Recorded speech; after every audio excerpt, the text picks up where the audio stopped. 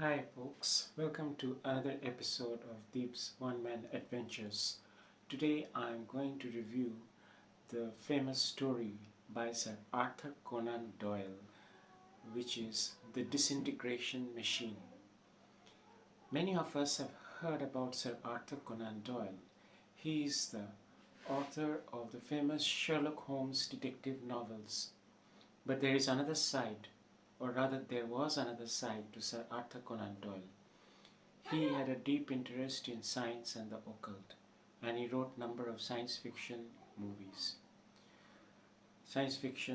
So today I am going to briefly tell you about one interesting story that he wrote, which foreshadowed the use of teleportation in movies like Star Wars and series like Star Trek.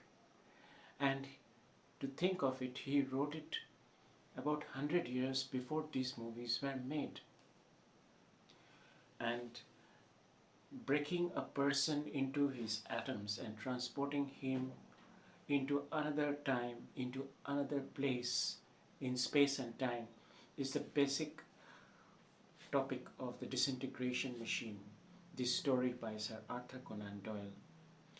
In The Disintegration Machine, who else is the main character but the famous Professor Challenger, that somewhat rude, burly, huge mountain of a man whose assistant and sidekick is the reporter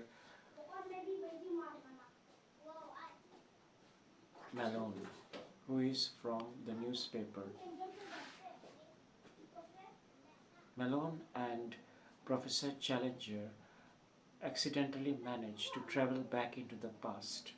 This happens when they are investigating a machine called the Disintegration Machine, which has been made by a scientist called Theodore Nemor.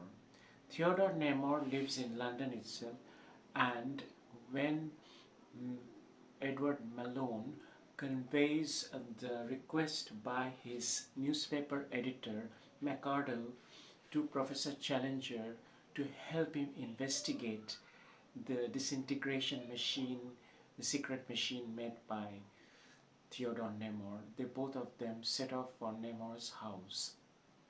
There, they immediately notice that some Russians who seem to be very wealthy have come to buy Nemor's machine. Nemor confirms it, and for next few minutes they spend time talking with Nemor about his machine. Professor Challenger is an expert in convincing people, and he manages to convince Nemor to let him try the machine. Nemor does it. In the end, he convinces Nemor himself to step into the machine, and in this way, Nemor manages to get trapped in his own trick, and in the end, he is the one who gets disintegrated. How does that exactly happen? To know that, you have to read Disintegration Machine, which is a pretty punchy story, although very brief.